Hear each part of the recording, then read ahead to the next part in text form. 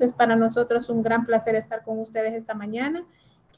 Quisiera iniciar mi intervención agradeciéndole a la Federación Internacional de Cruz Roja por el valioso apoyo en la implementación del Plan de Contingencia Regional. Como saben, todas estas acciones obedecen a un compromiso que fue asumido por los jefes de Estado de la región centroamericana y de República Dominicana, en el que se establecía el compromiso de fortalecer las capacidades de las unidades de salud y los encargados de primera respuesta en relación a todo el equipamiento de protección personal, generar las condiciones y los conocimientos para que resguardaran y protegieran su vida y la vida de las personas que están siendo afectadas por esta pandemia. Dentro de esta iniciativa tenemos previsto desarrollar una serie de capacitaciones. Hoy iniciamos con esta específicamente que está vinculado a los primeros intervinientes. Y aquí quiero agradecer a la doctora María Tallarico, a la doctora Grecia Maciel Trejo y al doctor Pedro Jesús Porras por su disposición, por su compromiso en trasladar estos conocimientos y sobre todo trasladar la experiencia que tan exitosamente ustedes desarrollaron en España. Nuevamente es un placer para nosotros estar en esta iniciativa conjunta con la Federación Internacional de Cruz Roja. Agradezco a todos los participantes también por dedicarnos una hora de su tiempo y vamos a estar programando reuniones semanales, siempre orientados a proteger la vida de las personas que están directamente expuestas. Reconocemos el arduo compromiso y el trabajo extenuante que están desarrollando para lograr contener esta epidemia en nuestra región centroamericana, el sistema de la integración centroamericana. Nuevamente, para el CEPREDENAC es una gran oportunidad de viabilizar e implementar el plan de contingencia regional, que también obedece a un esfuerzo desarrollado por el COMISCA, que es la instancia regional que lidera el trabajo de los ministerios de salud, y pues esperamos que estos mismos 100 participantes que están ahora inscritos en 101. Esta capacitación, 101, me corrigen, van a estar también desarrollando los otros procesos de capacitación dirigidos a la salud mental, a los equipos de protección personal y otras áreas que también son de interés y que también están vinculados en el plan de contingencia regional, al igual que en el plan institucional desde el CEPREDENAC. Un caluroso saludo, mi reconocimiento por el trabajo arduo que están desarrollando y esperamos que estas comunicaciones se estén repitiendo con la periodicidad que hemos establecido y el compromiso que hemos asumido desde nuestra instancia. Ahora, doctora María Tallarico, le cedo la palabra para que pueda saludar a los presentes. Estamos ahorita en este momento también viendo la posibilidad de incorporar ya directamente la presentación. Sin embargo, la plataforma le permite a usted directamente en el botoncito de Share Screen compartir directamente su presentación, al igual que el resto de los panelistas que hoy nos acompañan. Un saludo y muchas gracias.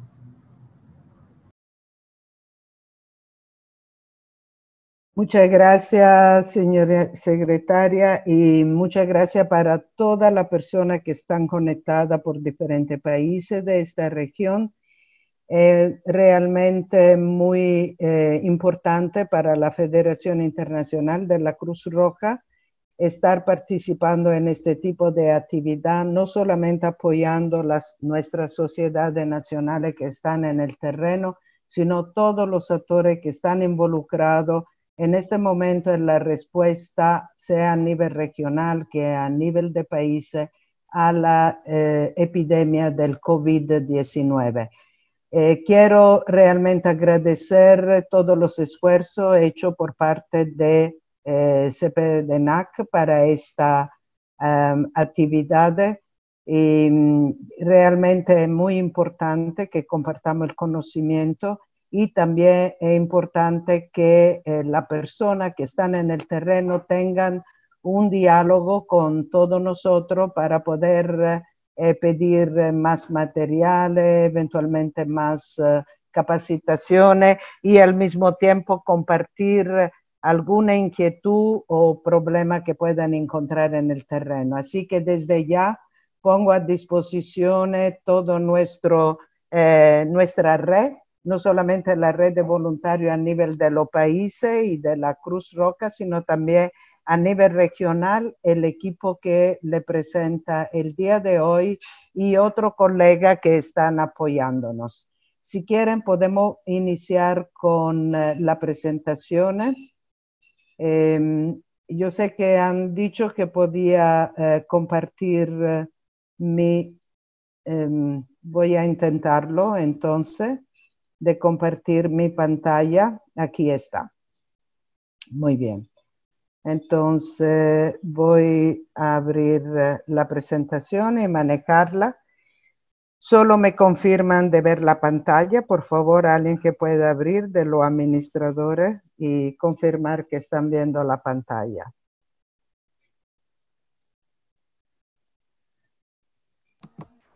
No se ve todavía.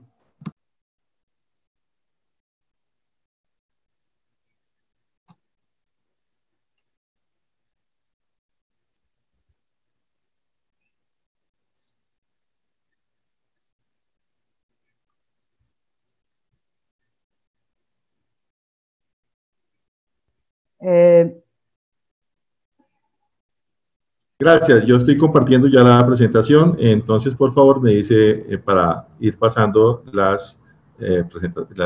presentación. Gracias. Ok, muchísimas gracias entonces. Entonces podemos pasar la otra, por favor.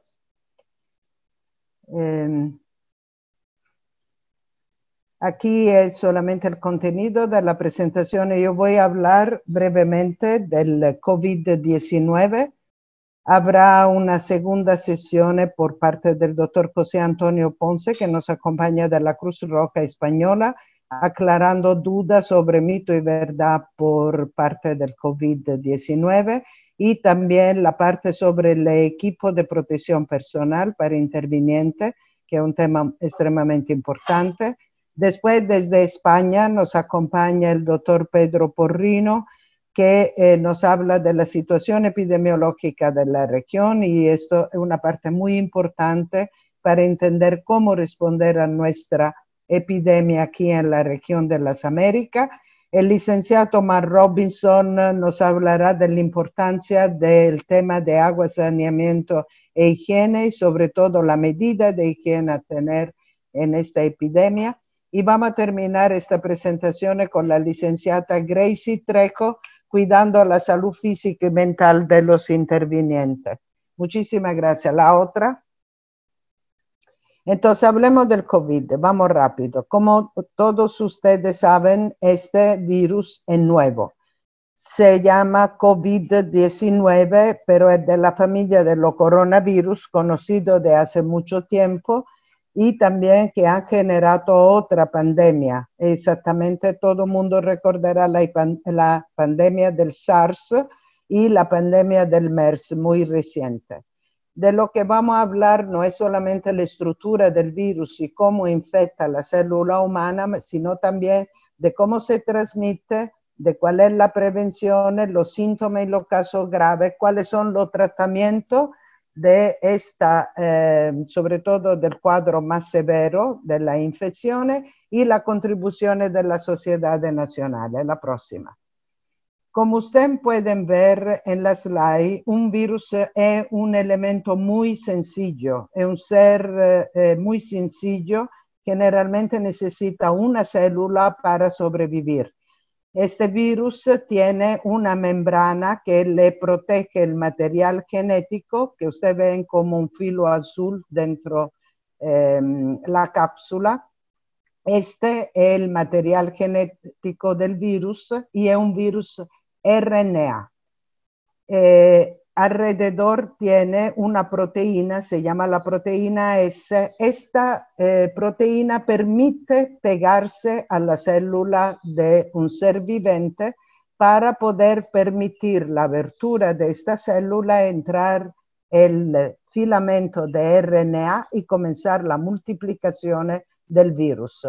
Por eso en la segunda parte de la slide, ustedes van a ver la entrada del virus dentro de la célula, la multiplicación, la varia copia de células del virus que se van a crear y nuevamente estas van a salir con su capa de involucro para poder infectar otra célula. Este proceso se repite muchísimas veces al día y a cabo de pocas horas usted tiene muchísima copia del virus que están listas para infectar más células.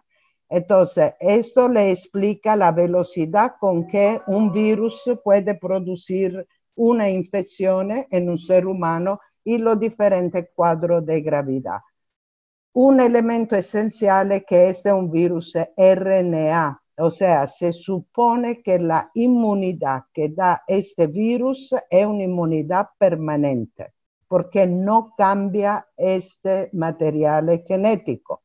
Pero en este nuevo virus todavía estamos analizando que no haya habido mutaciones del virus. La próxima. Entonces, ¿cuál es la incubación de esto? Cuando tenemos contacto con este virus, o sea, este virus entró en nuestro cuerpo, puede pasar entre 1 a 2 semanas antes que se manifiestan los síntomas. Generalmente el tiempo medio de aparecer los síntomas son 5 días.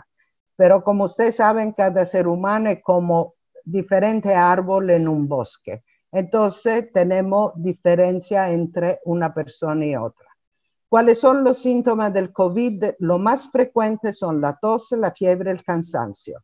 Otra vez, como cada ser humano tiene su particularidad, puede también acompañarse con otros síntomas, congestiones, diarrea, dolor de garganta, etc.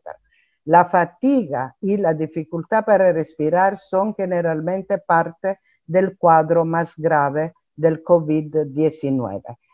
Entonces, ¿esto qué significa? Es una infección que se transmite de persona a persona.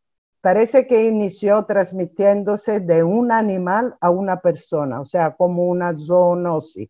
Pero ahora sí está bien documentada la transmisión entre seres humanos. ¿Cuál es el elemento de infección? La gotícula de saliva que nosotros expulsamos hablando, tosiendo o estornudando. Y esas partículas son pesadas y no alcanzan más que 1 metro de distancia. Por eso es muy importante después en la prevención tomar en cuenta este concepto. La Federación ha creado un decálogo preventivo que yo he puesto en esta slide que ayuda a la persona a autocuidarse para evitar la infección, pero también para tener algunos tips que nos ayudan a evitar que nuestra infección, si la tenemos, la podamos pasar a otros seres humanos. Así que le invito a leer este decálogo después de esta presentación. La próxima. ¿Cuánto tiempo puede sobrevivir un virus afuera de una célula? Se sabe que se puede mantener en gotículas de saliva por 1 a 3 horas, pero hay algún materiales donde estas gotículas pueden permanecer más tiempo. 4 horas, por ejemplo, en cobre, 24 horas en cartón. Se ha visto hasta 3 días en otra superficie, pero no sabemos si permanecer quiere decir también ser infeccioso, o sea, tener la capacidad de generar una infección. Lo que sí sabemos seguro es que podemos eliminar el virus limpiando cualquier superficie o con alcohol al 70%, con agua oxigenada o hipoclorito de sodio, dependiendo del material de que tenemos que limpiar. Así que todo esto lo pueden eliminar en solo 1 minuto. Y obviamente el lavado de manos, que es el elemento fundamental de prevención en este caso. La próxima.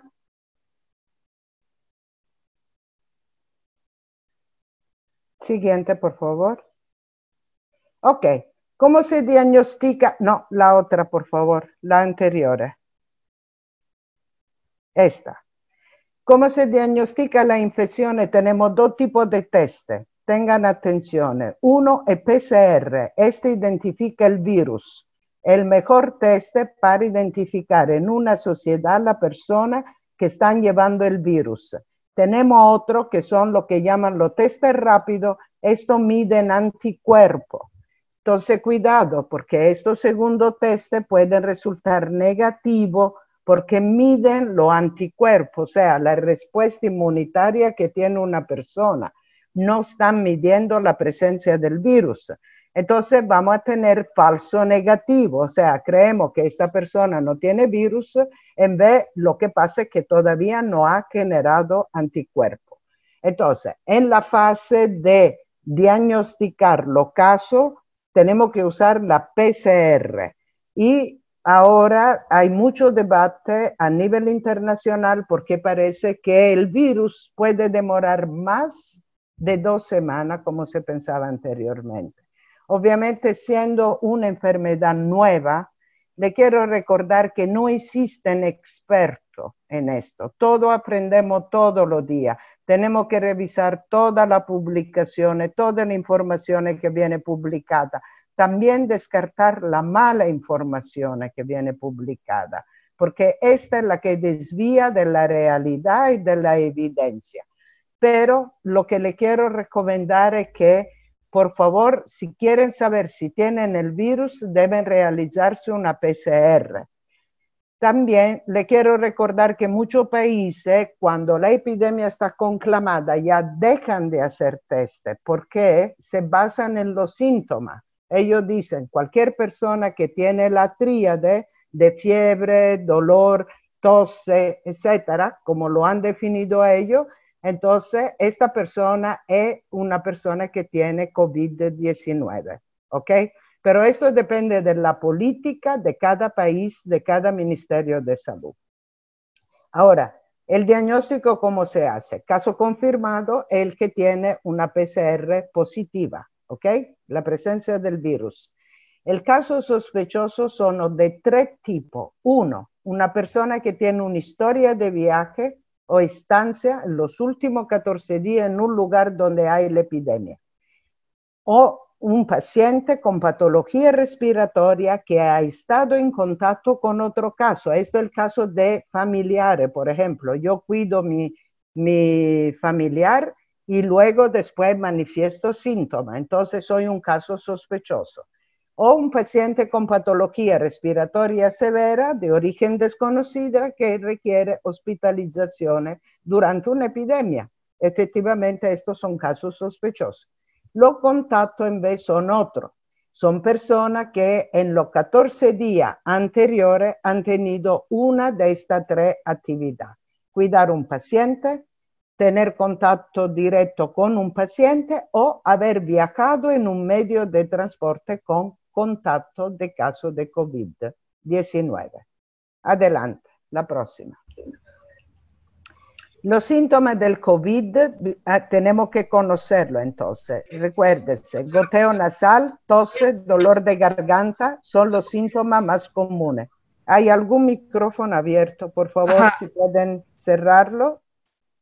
Los comentarios tal vez al final, si es posible, o a no ser que algo sobre la presentación o algún problema sobre la presentación. No, sigo adelante. No, por favor, está todo muy bien, lo estamos escuchando, sigue adelante. Muchas gracias. Y los casos graves ven cuando la fiebre es muy alta, cuando tenemos neumonía y cuando hay una insuficiencia respiratoria aguda. Estos casos graves necesitan hospitalizaciones y casi la mayoría necesitan, o por lo menos el 50% en muchos de los países donde se están analizando los datos, van a necesitar la respiración asistida. Entonces, ¿quién es más a riesgo? Mire, un virus puede entrar en cualquier cuerpo y dar una infección en cualquier cuerpo, pero eso no quiere decir que en cualquier lo hace de la misma gravedad. Sabemos que hay 3 categorías de personas que son las que más pueden estar a riesgo de morir.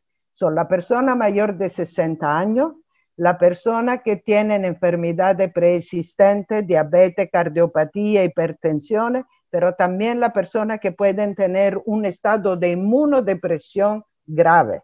Entonces, estas personas pueden tener un riesgo altísimo de enfermar gravemente y de morir. Estos son los datos hasta la fecha. La próxima.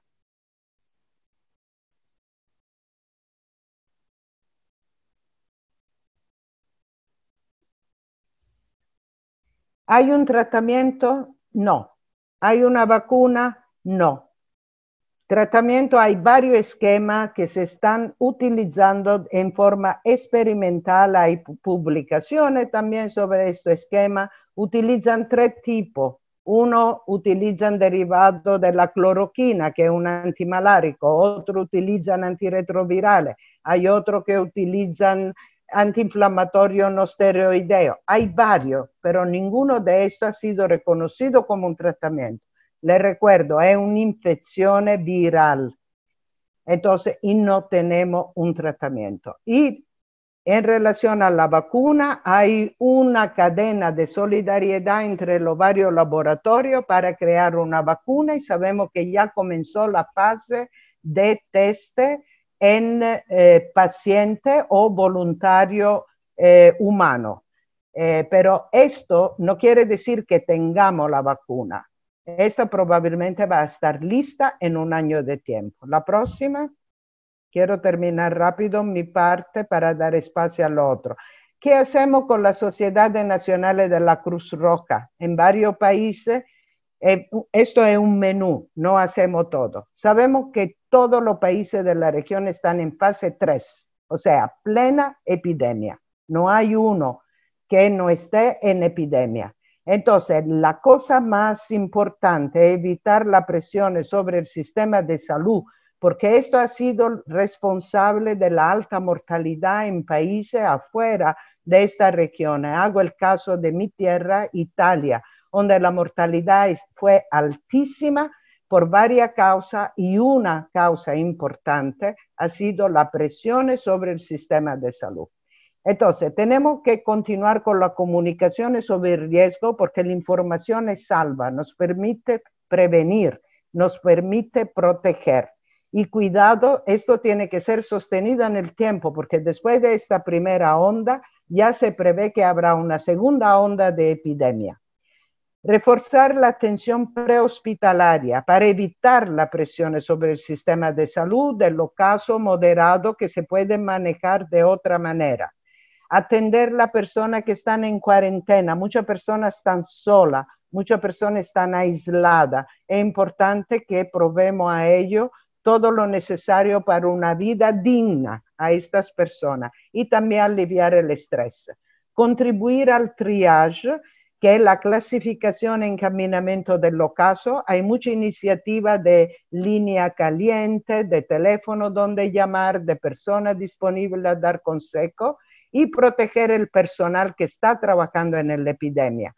Muchos de los muertos en muchos países han sido el personal sanitario. Nosotros no podemos perder el personal tan precioso que tenemos, que está luchando con nosotros contra la epidemia, absolutamente. Entonces, vamos a la otra.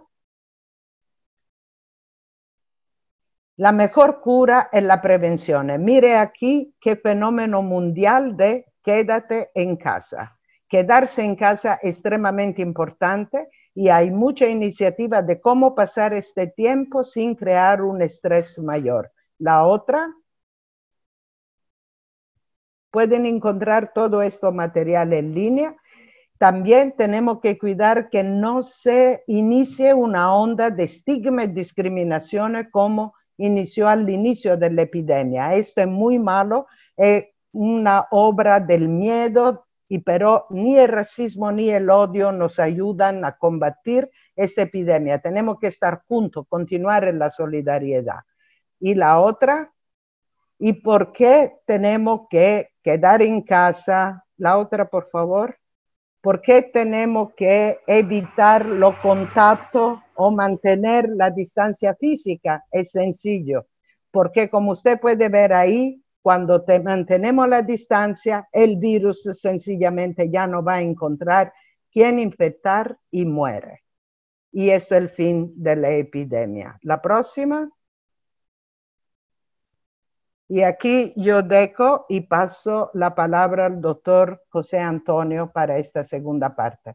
Muchas gracias por la atención y quedo atenta a los comentarios. Sí, muchas gracias, doctora Talarico. Creo que se me escucha, ¿no? Sí, perfecto. Escuchamos perfectamente. Adelante, por favor.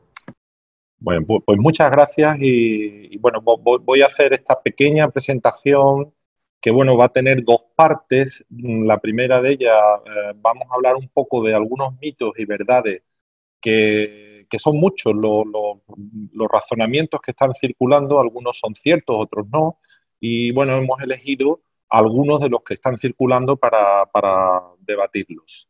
Y después, la segunda parte de mi intervención, lo que voy a hablar es más específicamente del uso de los equipos de protección personal, siguiendo las guías y protocolos de la Organización Mundial de la Salud y de la Federación Internacional de Cruz Roja.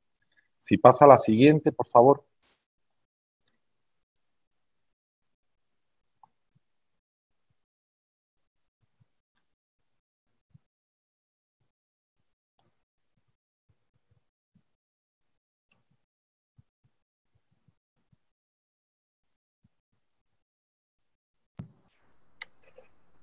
Ya la pasé, ¿estás viéndola?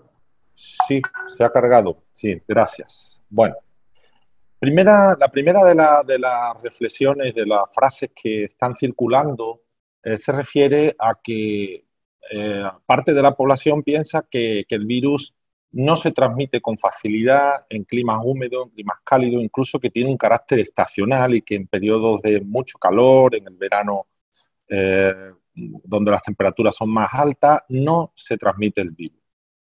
Bueno, esto es uno de los mitos que son falsos, que hay que dejar claro que son absolutamente falsos. Pues las pruebas científicas que hasta ahora tenemos demuestran que el virus puede transmitirse en cualquier zona, independientemente del clima, si es un clima cálido o húmedo, e independientemente de estas condiciones, ¿no? Lo más importante, por tanto, es seguir adoptando las medidas de protección, se viva en la zona donde se viva. Vamos a pasar a la siguiente y vemos otro mito.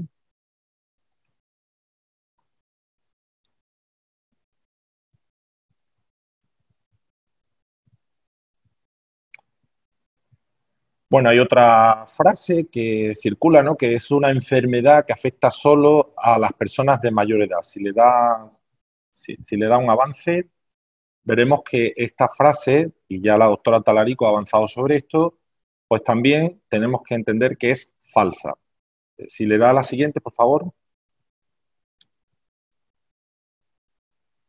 En efecto, el coronavirus puede infectar a personas de todas las edades, de todas las edades. Eso sí, se ha observado que las personas mayores y las personas que padecen algunas enfermedades, como la diabetes, como las cardiopatías o enfermedades asmáticas, tienen más probabilidad de enfermarse con gravedad. Pero es un virus que afecta a todas las edades y también pueden aparecer los cuadros graves en otras edades de personas más jóvenes que las personas ancianas. Si pasa a la siguiente, por favor.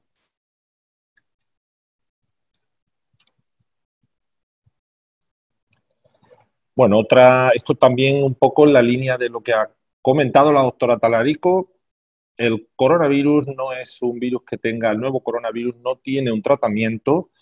Por lo tanto, decir que los antibióticos no son eficaces para prevenir tal infección, en este caso, si le da a la siguiente, por favor, sería una afirmación verdadera. Si le da a la siguiente, efectivamente, los antibióticos solo son eficaces contra las bacterias, no contra los virus. Este nuevo coronavirus es, por tanto, un virus, como se ha explicado, y no se pueden o no se deben utilizar antibióticos. Si han escuchado que algún paciente se ha tratado con coronavirus, se le ha tratado con antibióticos, posiblemente se trate en el ámbito hospitalario, de que se le están administrando antibióticos para no contraer sobreinfecciones bacterianas, que son muy comunes, por otro lado, en el hospital, pero no para combatir el coronavirus. Si pasa a la siguiente, por favor. Bueno, esta es otra frase que está circulando, si le da la siguiente, sobre la posibilidad de transmisión del virus a través de picaduras de mosquito. Esto es falso. Hasta ahora, si le da la siguiente, no se ha comprobado, no hay evidencias científicas de que el virus, que es un virus respiratorio, principalmente, pues que se pueda contagiar a través de vectores, ¿no? Por lo tanto, descartemos también esa idea o ese mito. Pasamos a la siguiente, por favor. Bueno, una frase que también circula es, si nos enjuagamos regularmente la nariz con una solución salina para prevenir la infección por el nuevo coronavirus, ¿esto sirve, no sirve? Vamos a darle a la siguiente. Esto es falso. No previene la transmisión del nuevo coronavirus.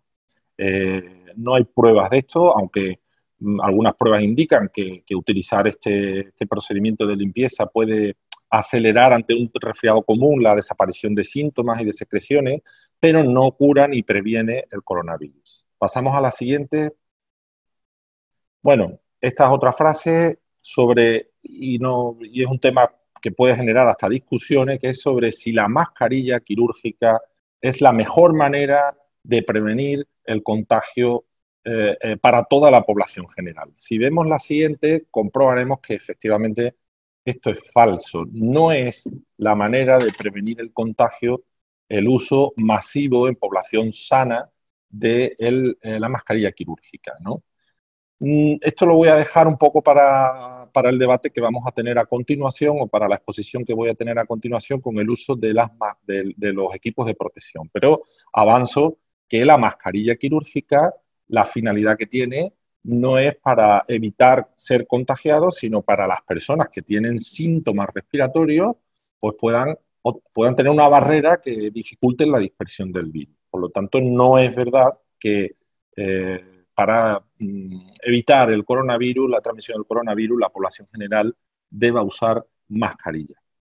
Vamos a la siguiente y entramos a hablar de los equipos de protección personal y enlazo con el comentario anterior. Si pasamos a la siguiente, quisiera empezar con una reflexión, y es que el equipo de protección, los equipos de protección personal son necesarios en determinados contextos, pero hay que decir que el distanciamiento social, el control de la higiene de la tos y los estornudos, el lavado frecuente de manos con soluciones alcohólicas, son las medidas más importantes de protección y que están por encima de los equipos de protección o a pesar de o combinados con.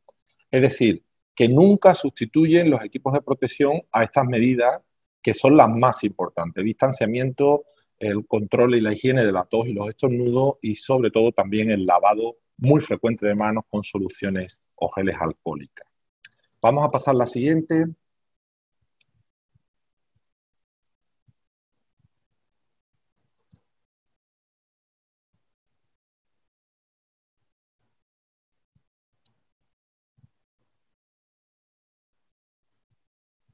No, ahora.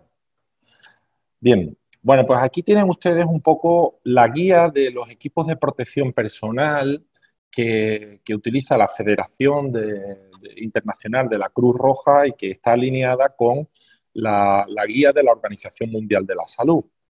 Hay que decir que bueno, hay varios tipos de equipos de protección, donde vemos, por ejemplo, los guantes de limpieza en la primera columna, los delantales desechables.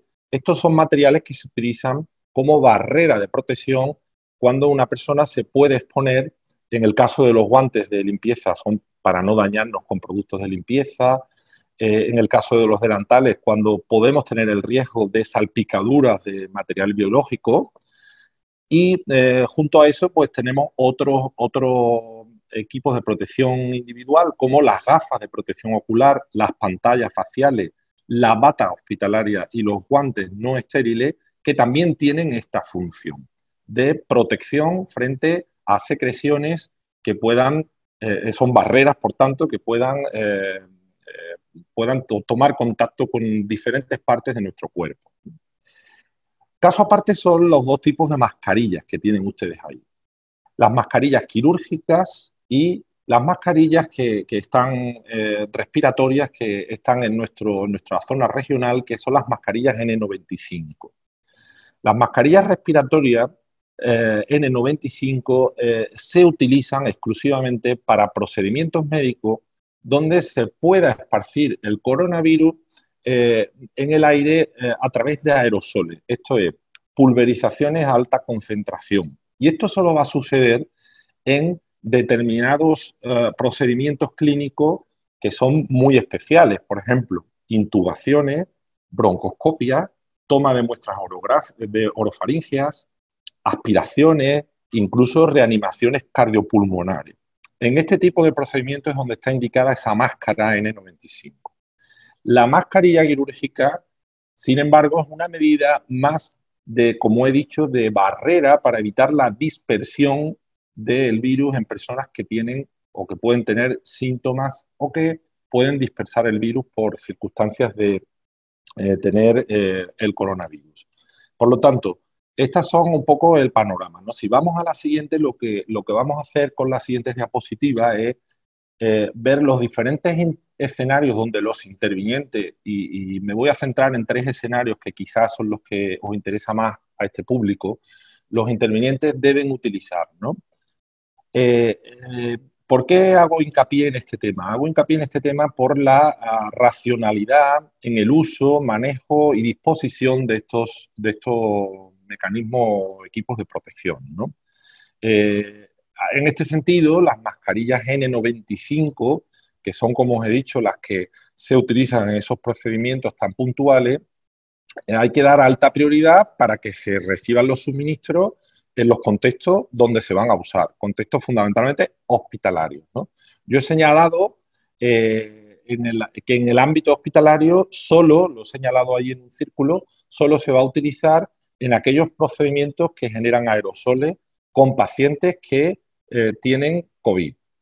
En el resto de situaciones se pueden utilizar esas barreras de protección, por ejemplo, la protección ocular, los guantes, la bata, siempre que haya riesgo de ser manchado o ser contactado con algún tipo de secreción de pacientes, ¿no? De pacientes que tienen coronavirus y por tanto son situaciones también muy puntuales. El resto de trabajadores de los hospitales y clínicas no tienen por qué usar ese tipo de respiradores. Vamos a, incluso en las zonas de triaje, ¿no? Que esto es importante también porque sé que quizás algunos de los intervinientes que están aquí pueden trabajar en zonas de triaje y no hay una indicación específica de este tipo de EPI, más allá, eso sí, insisto, de las medidas de higiene, de distanciamiento social, de no estar a menos de 1 metro, 1,5 metros del paciente y de, por ejemplo, en las acciones que se realizan de toma de temperatura con las pistolas infrarrojas, pues no es necesario estar a menos de 1 metro, ¿no? Por lo tanto, ni siquiera en esos casos hay indicación de utilización de los equipos de protección. Vamos a la siguiente, que vemos otro escenario. No, perdón, la anterior. Ambulancias. No, esta tampoco.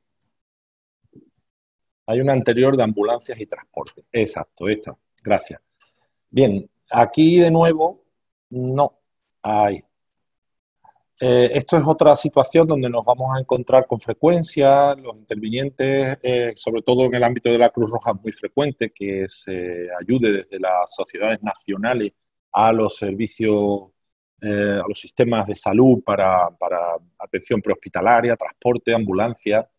Aquí diremos que en general está indicada únicamente la mascarilla N95 en el caso de los trabajadores paramédicos o trabajadores de salud que van a transportar y están en el mismo habitáculo, que van a transportar a personas sospechosas o confirmadas de coronavirus.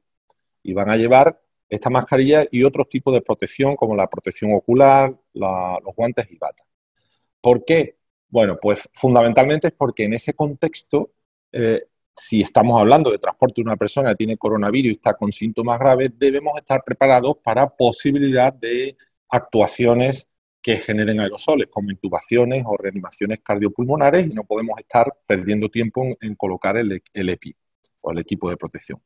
El resto de intervinientes, por ejemplo, conductor, personas que son de apoyo dentro del servicio de transporte, no tienen que usar este tipo de EPI. Sí pueden usar algún otro tipo de EPI, por ejemplo, si no está en contacto con el paciente, pero no tiene un compartimento separado, en ese caso, pues puede usar la mascarilla quirúrgica, pero en cualquier caso, en la medida de lo posible, intentar tener ese distanciamiento, ¿no?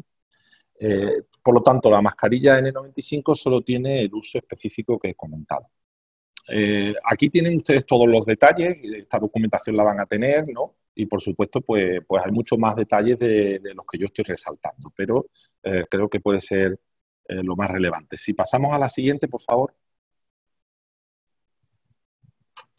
Bien, esto, como yo decía, otra situación en la que se pueden encontrar muchos intervinientes son los puntos de chequeo, los triajes, los screening. Bueno, pues aquí, en realidad, el distanciamiento social y la higiene es lo más importante. En las zonas de examinación, bueno, en la primera prueba ni siquiera es necesario el manejo, es decir, por ejemplo, para la toma de temperatura, el manejo de los EPI. Sí que es verdad que si hay personas que tienen fiebre o síntomas clínicos o con una historia de viajes recientes, pues es factible utilizar la mascarilla quirúrgica y los guantes, ¿no? Esto es un poco. Luego también está la situación de los aislamientos temporales, ¿no? Aquí en este caso sí se recomienda el uso de las mascarillas quirúrgicas y de los guantes, e incluso cuando haya asistencia antes del transporte a un centro de salud, pues utilizar otro tipo de medios de protección, como por ejemplo la protección ocular, guantes, batas, etc. Si pasamos a la siguiente, vemos ya dos situaciones rápidamente, con esto termino.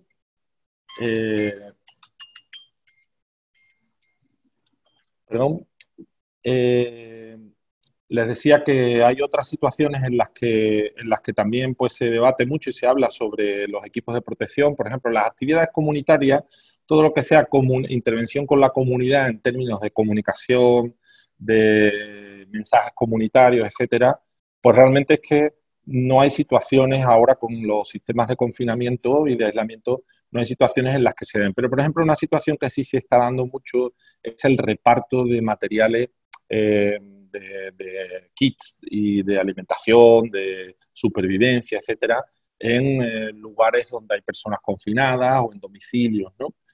La pregunta de, bueno, ¿qué medidas adoptar? Pues lo más eficaz de nuevo es el tema del distanciamiento, es decir, no es necesario tener un contacto físico, una proxemia muy importante con los beneficiarios cuando se hace una entrega de este tipo, es mejor mantener la distancia, la higiene antes y después de manos, ¿no? de la entrega y poco más. Es decir, no hay una indicación de manejo por parte de la OMS, ¿no? de la Organización Mundial de la Salud, de manejo de los EPI. En esto de los EPI me refiero a mascarilla quirúrgica. Sí, en el caso de que estemos cuidando de personas que presenten coronavirus o síntomas sospechosos de coronavirus.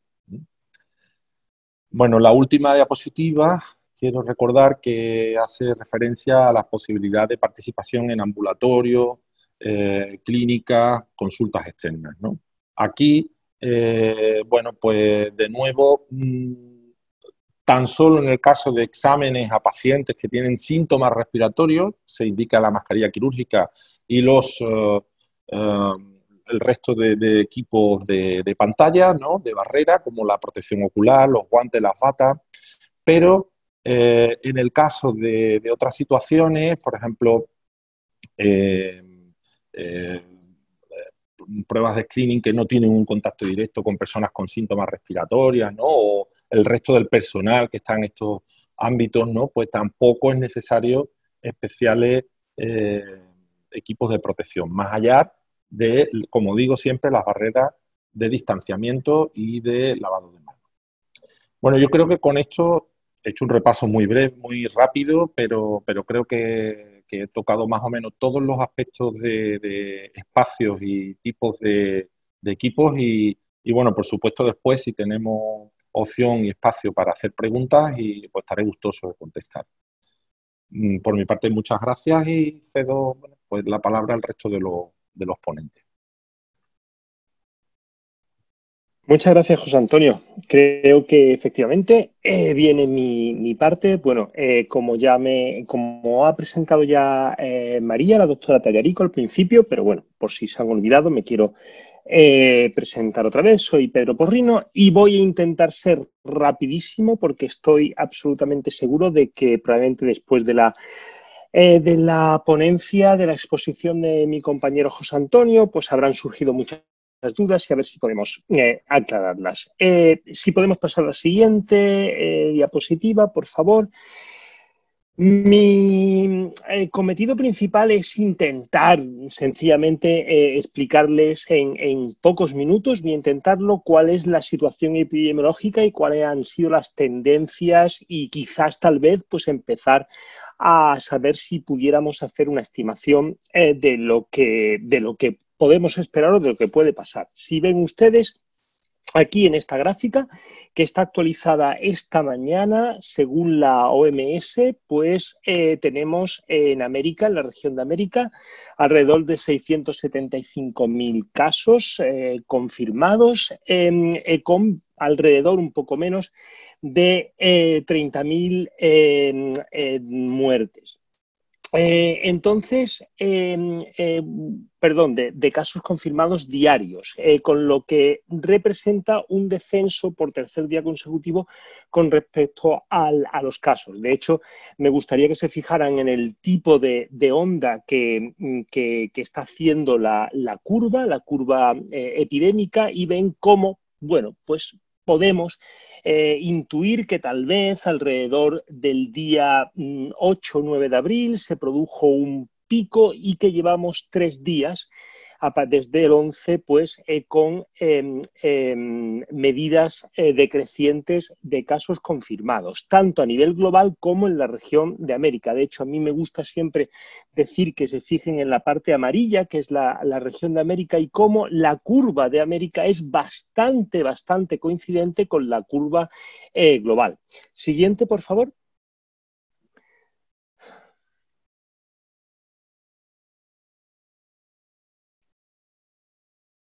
Muy bien.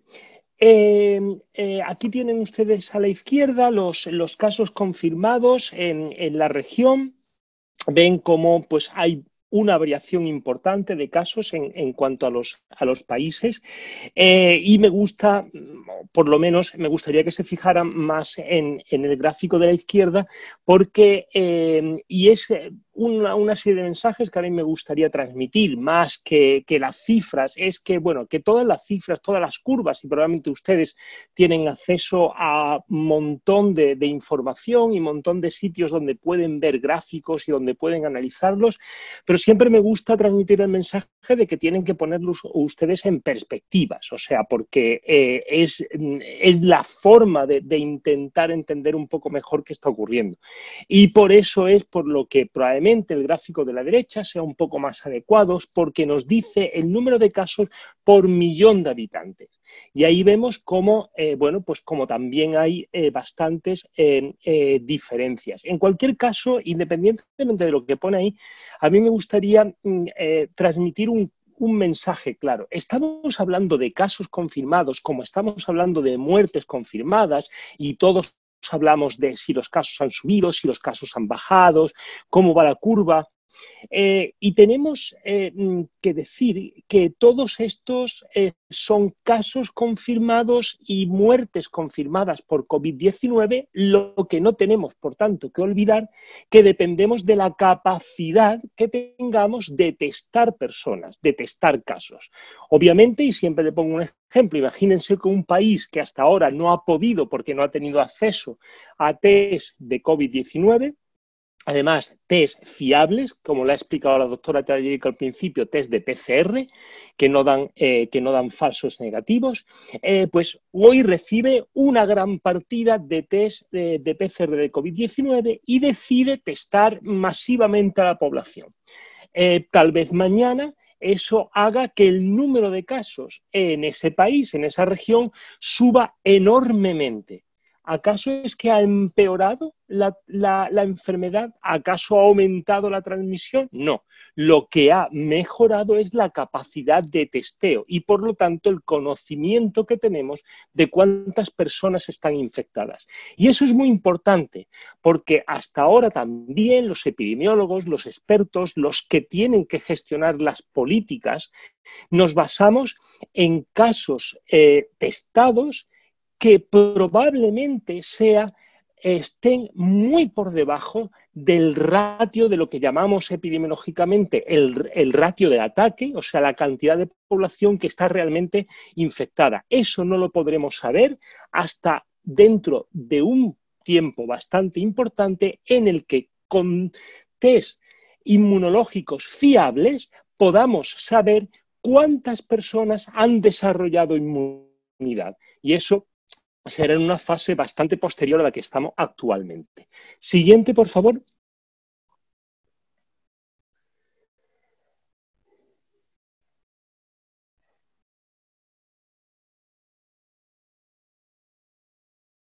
Muy bien.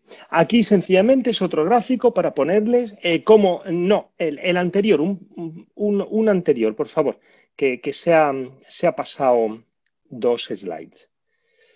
Exactamente, aunque voy a ser muy rápido. Esto es sencillamente cómo, bueno, estos son los casos. Las siguientes serían las muertes.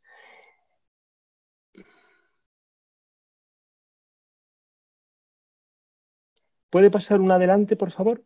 Si no intento, exactamente ahí. Y igual, el número de muertes a la izquierda, número por millón a la derecha. Bueno, dejémosla ahí porque en realidad a mí lo que me interesa, me interesa mucho más que la anterior. Esta lo que me dice, también siempre tenemos que poner en contexto, yo siempre digo que el COVID-19 ha sido una especie de tsunami que ha barrido el planeta de este a oeste. Y por lo tanto eso nos sirve también, es decir, en la región americana, para ver cómo ha evolucionado la pandemia desde que se originó o desde que aparecieron los primeros casos en China hasta cómo ha golpeado Europa y cómo ahora, bueno, golpea también parte de África y ahora está golpeando la región americana, pero siempre poniéndolo en contexto. Entonces, por ejemplo, ustedes aquí pueden ver cuántos han sido los casos por millón o cómo estamos de casos por millón acumulados en Estados Unidos y en España. Pero lo pongo España porque lamentablemente el país donde me encuentro incluso ha superado a Italia en número de fallecimientos y ven cómo si lo comparamos afortunadamente con la cantidad de casos por millón en España, pues la región se mantiene a unos niveles bastante inferiores. Siempre siendo, como he comentado, muy cautos con respecto a la capacidad de test que tenemos en cada país. Igual pasa con el número de muertes. Si ponemos las muertes que hemos contabilizado hasta ahora por COVID-19 en la región y las comparamos con el país en el que de nuevo, lamentablemente, está a la cabeza de muertes por millón de habitantes, que es España, pues vemos cómo la diferencia, afortunadamente para la región, es bastante importante. Siguiente, por favor.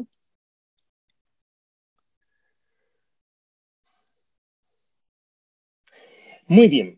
Y cuando hablamos de curvas, probablemente hayan escuchado siempre, ¿y cómo va la curva? ¿Hemos ya doblado la curva? ¿Hemos logrado aplanar la curva? Bueno, pues cuando hablamos de curvas hablamos un poco de esto, ¿no? De ver la evolución, la tendencia con respecto a los casos, tanto los acumulados, que los tienen ustedes en el gráfico de la izquierda, como los diarios que lo tienen ustedes en el gráfico de la derecha. Y bueno, se puede adivinar, primeramente lo que sacamos de estos gráficos es que en países como España o Estados Unidos, donde ha habido una rápida transmisión y además ha habido una capacidad de testeo también, eso es importante, mayor probablemente, pues estamos viendo cómo las curvas de transmisión son muy pendientes, son muy altas. O sea, es decir, rápidamente estamos hablando de una infección que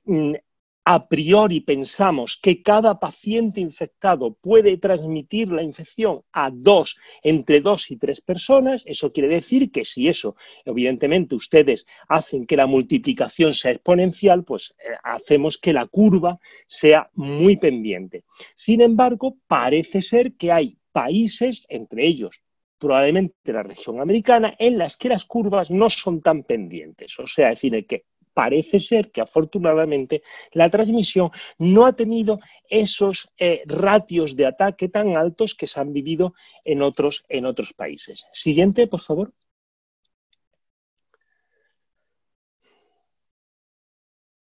Bueno, esto, igual, la curva de la izquierda es también, pueden ustedes comparar la evolución de mortalidad de algunos países de la región con mortalidades como, por ejemplo, la de España o mortalidades como la de Estados Unidos. ¿Qué quiere decir mortalidad? Y aquí es un poco, y explico muy brevemente el gráfico a la derecha. Mortalidad, estamos hablando de mortalidad por COVID-19 y la ponemos en relación con los casos. Y eso es que probablemente a lo mejor ustedes han escuchado hablar de lo que llamamos el Case Fatality Rate. O sea, cuántos pacientes confirmados de COVID-19 se fallecen.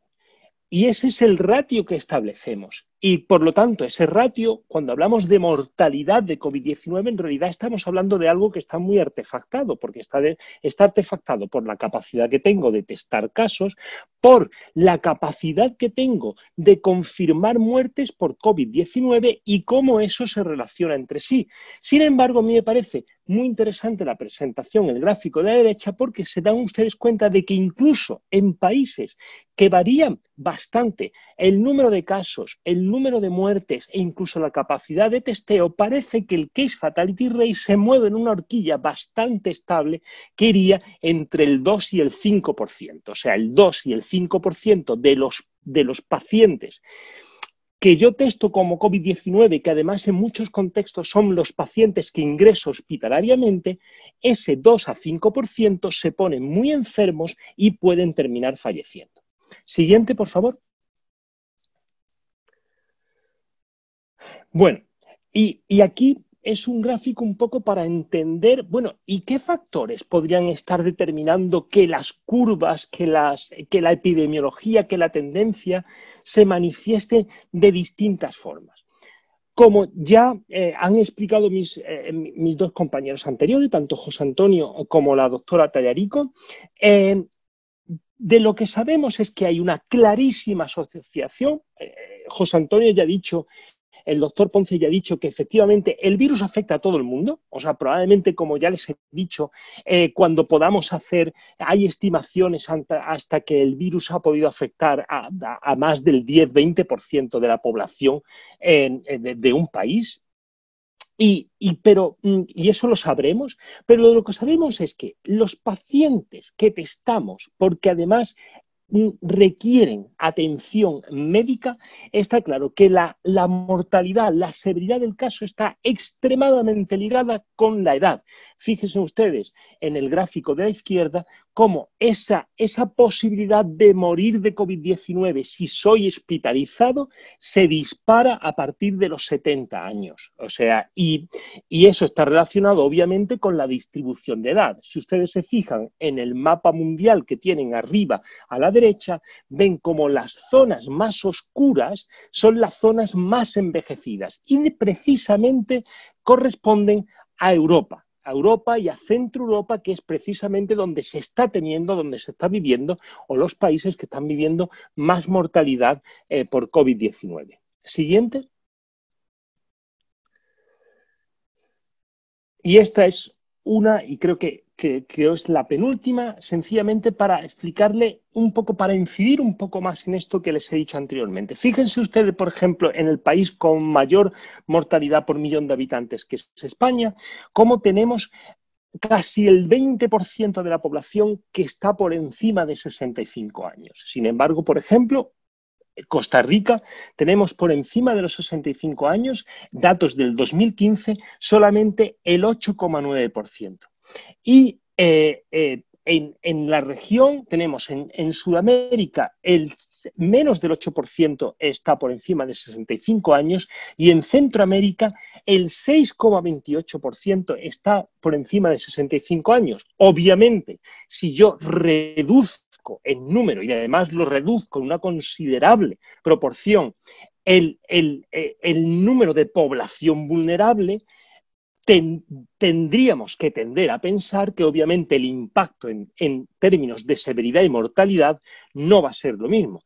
Sin embargo, la siguiente, y con esto acabo, y le doy paso a mis compañeros, el hecho de tener un grupo a lo mejor menos numeroso con respecto a vulnerabilidad, también lo tengo que poner en relación a cómo de fuerte es mi sistema sanitario. Y aquí me entretengo solamente 30 segundos para decirles, miren ustedes, después de que se hicieron todos los intentos de contener al virus, o sea, de que el virus no se transmitiera, y en eso no ha sido posible, una vez que ya se ha transmitido a nivel comunitario el virus y además empezamos a conocerlo un poco con respecto a severidad, a letalidad, sabemos que ahora el principal foco de atención es intentar que los sistemas sanitarios no se colapsen precisamente por la demanda de recursos sanitarios, especialmente en esa población vulnerable.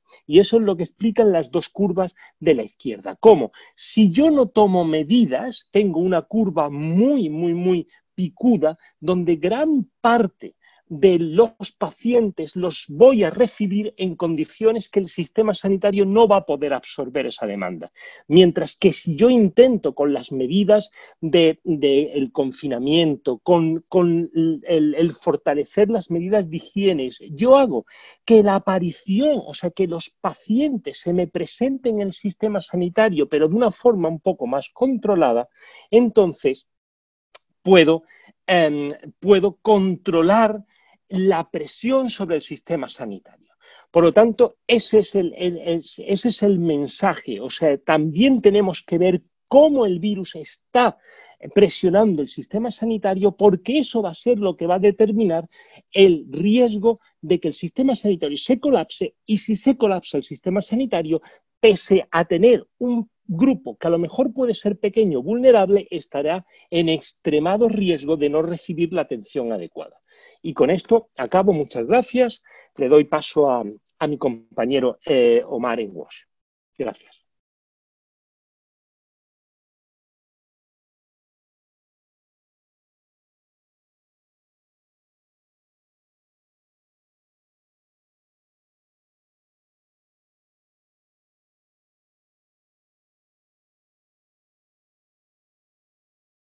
Omar.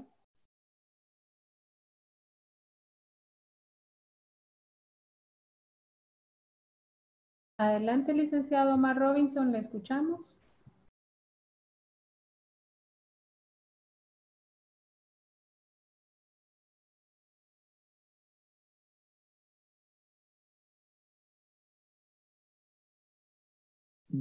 Perdón, pero yo no veo a Omar en la lista de panelistas. Sugiero que quizás podamos pasar a la parte de Gracie y después, cuando se incorpore Omar, sigue, o no sé si Omar está por ahí.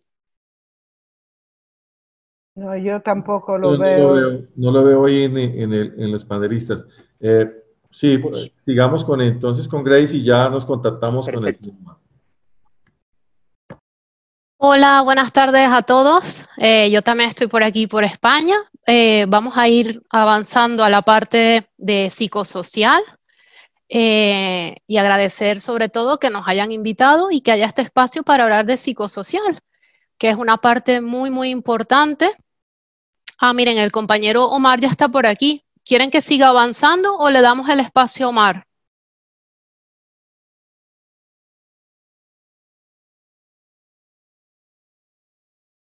¿Aló, me escucháis? Bueno, tenía programado como Omar. Omar, gracias. Sí, ya lo veo que está aquí, pero prosigo. Vale, bien, vamos a bajar hasta la parte de apoyo psicosocial, compañero. Perdonen la presentación, ya le aviso hasta dónde. Y bueno, como les decía, la parte psicosocial es algo súper importante porque así como tratamos también las dolencias físicas, las dolencias del alma y de esa parte emocional son muy importantes a tenerse en consideración durante las respuestas de emergencia y que tienen que también tener su espacio y sobre todo de cara a proteger a los intervinientes, llámense bomberos, policías, militares, personal sanitario.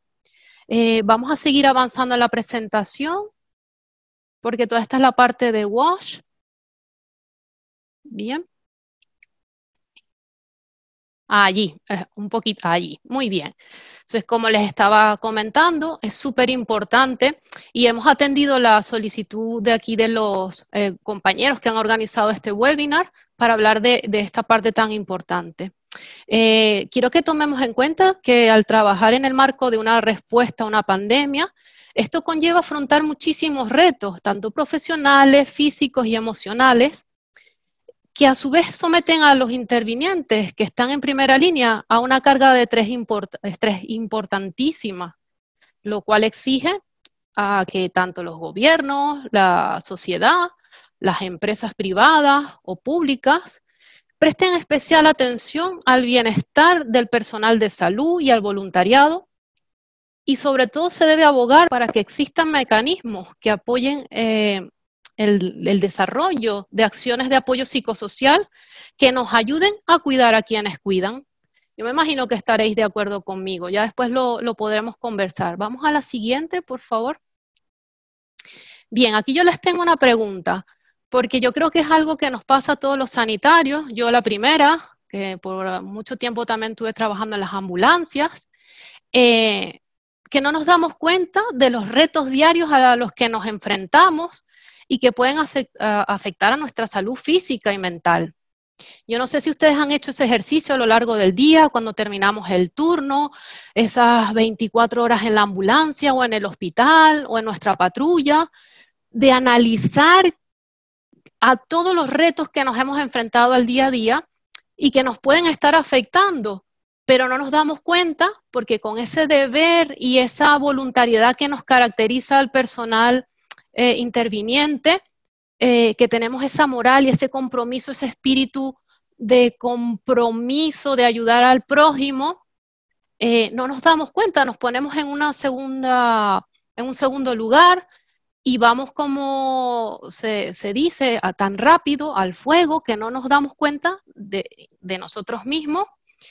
Y no sé si han hecho ese ejercicio de darse cuenta de todo lo que estáis sometidos día a día. Entonces, por favor, le damos un clic. Aquí yo les quiero presentar todos esos retos que día a día están allí y que a veces no nos damos cuenta, que son, como lo ven aquí, el desbordamiento de la capacidad de los servicios. Tenemos muchos pedidos de ir a buscar a los pacientes, más pacientes llegando al hospital y todo esto nos genera un estrés. Riesgo de infección, equipos de protección incómodos. Ahí en las fotos que presentaba el doctor José se ven espectaculares, pero luego cuando nos los ponemos o me queda grande o no hay la talla que yo quiero, y eso me genera un estrés porque no me siento protegido y voy sumando estrés que no me doy cuenta. También está el gran estrés al prestar la asistencia sanitaria a esas personas que lo necesitan, muchos más pacientes, y esto va vinculado a la exposición al desconsuelo de los familiares y del mismo paciente, a esa incertidumbre, y siempre apelan a nosotros como sanitarios o a las primeras personas con las que tienen contacto ante una situación tan particular de enfermarse de algo que es nuevo, y nos expresan sus emociones y nosotros también recibimos su carga emocional y nos las llevamos a casa. También nos sometemos día a día a dilemas éticos y morales. Entonces, quiero que hagan ese ejercicio de que ahora lo reconozcan y lo tengan presente en su día a día. Siguiente, por favor. Otra pregunta. Es verdad que todos o somos médicos, o somos enfermeros, o psicólogos, o socorristas, paramédicos, y tenemos un conocimiento y siempre sabemos ayudar a otros. Pero cuando se trata de nosotros y de reconocer lo que nos pasa, nos cuesta mucho más, porque siempre tenemos esa visión de que somos los superhéroes, ¿no? Somos superhéroes de corazón, pero no tenemos por qué tampoco exponernos y y someternos a cosas. Entonces, sabemos reconocer nosotros mismos esas reacciones de estrés intenso. Por favor, vamos a ir haciendo clip. Entonces, yo solo quiero que las recordemos, que tenemos reacciones de estrés a nivel emocional, conductuales, cognitivas y físicas, ¿no? Y a veces tenemos, por ejemplo, en las físicas, ay, tengo insomnio, ¿por qué será? Es que, claro, estoy manifestando estrés. Cognitivas, se me olvidan las cosas, emocionales, estoy más irritable cuando llego a casa, conductuales, no puedo prestar atención.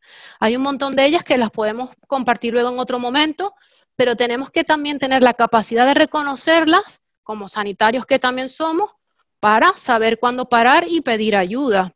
Siguiente. Vale, y esta es una gran pregunta. ¿Y entonces qué hago para autocuidarme?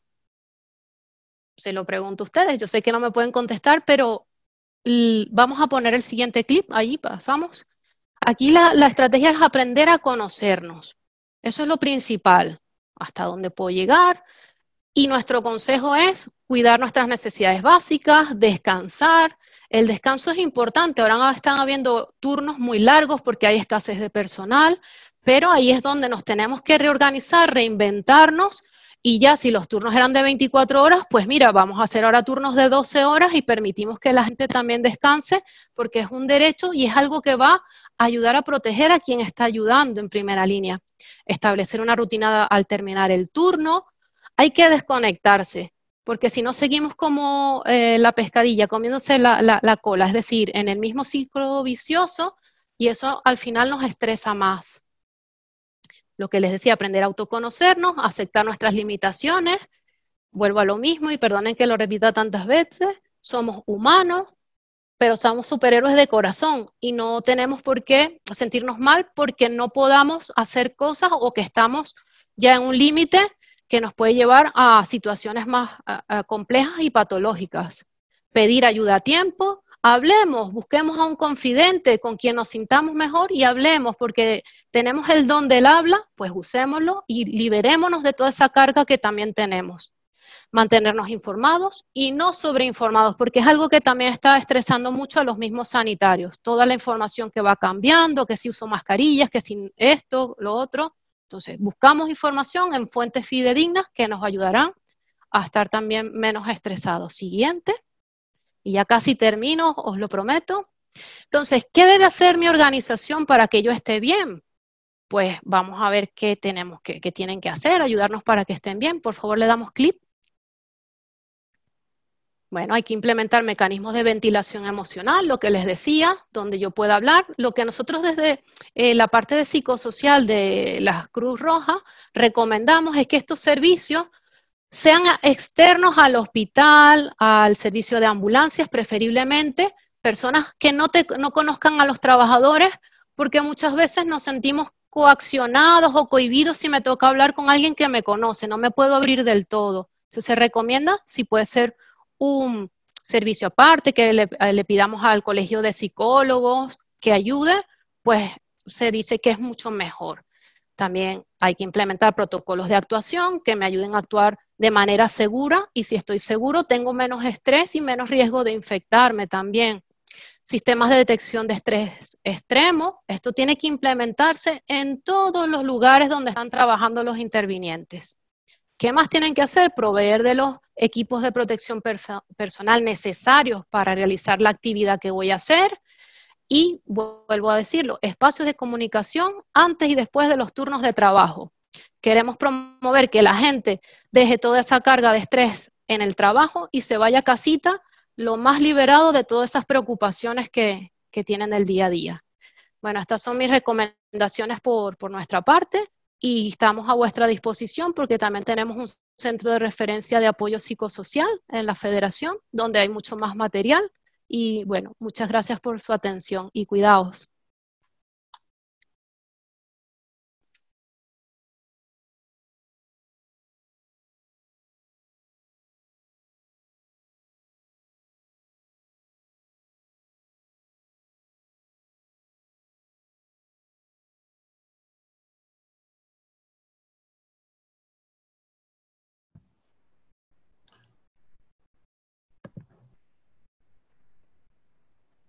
Gracias, muy amable por su presentación. Entonces estamos atentos al siguiente panelista. Licenciado Omar Robinson. Licenciado Omar Robinson.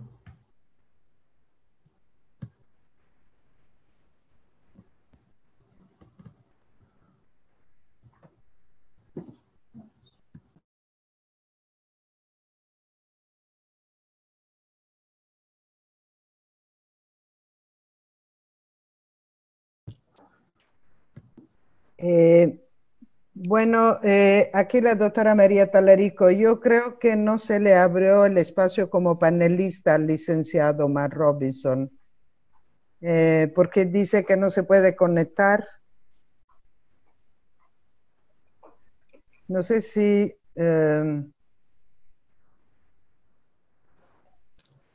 Ok, sí.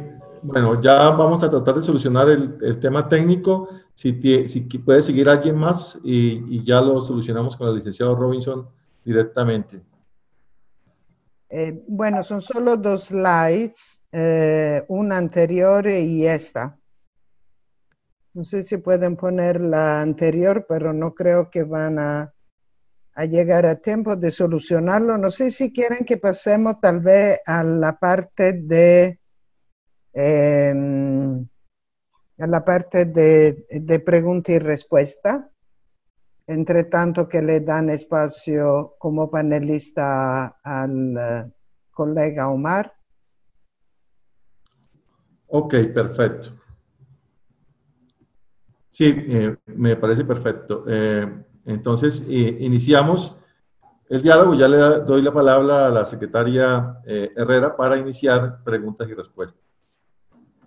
Muchas gracias, doctora María Tallarico, doctora Gracie Trejo, el doctor Pedro Porrino, y doy la palabra a los asistentes para que puedan abordar con las preguntas y las respuestas que tengan. Muchísimas gracias.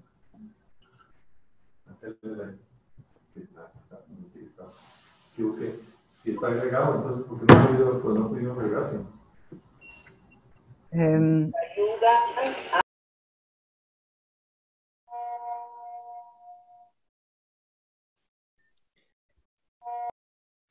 Aquí en el cuadro de los comentarios no veo pregunta por parte de los oyentes y me imagino que está bastante clara toda la presentación. No sé si quieren abrir el micrófono, eventualmente hay un nuevo mensaje. A ver, puede ser que hay aquí.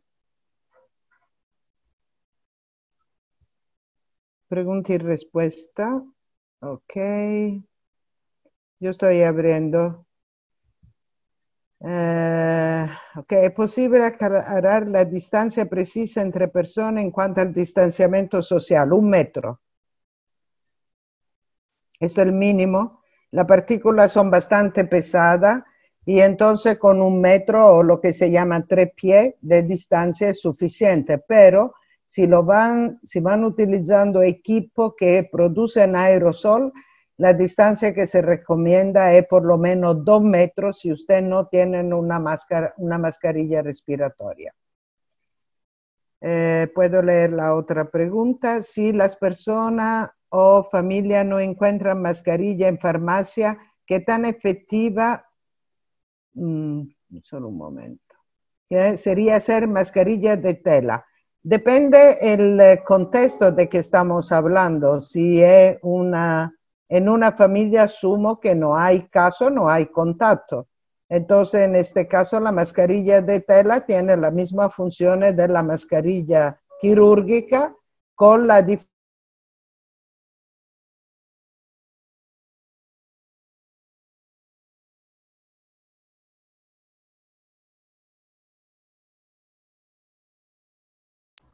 La segunda pregunta, no sé, doctora Tallarico, si la puede ver, es sobre el tópico psicosocial. ¿Cuáles son las estrategias individuales y colectivas que han implementado para reducir el estrés del personal sanitario? Disculpe, he tenido como una interrupción de mi pantalla. Disculpe, no. ¿Había alguien que estaba hablando? Por favor, ¿pueden repetir la pregunta?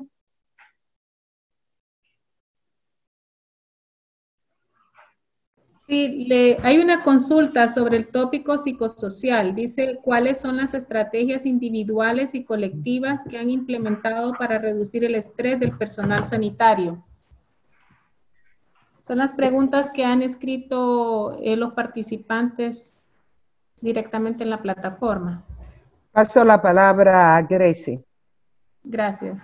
Sí, en relación a estas estrategias a nivel individual, les voy a hablar del caso, por ejemplo, de las Cruces Rojas a nivel de Latinoamérica y en otras partes también del mundo. Se están llevando a cabo llamadas de seguimiento, se están abriendo espacios para que hayan lo que llamamos el briefing y debriefing después de cada actividad.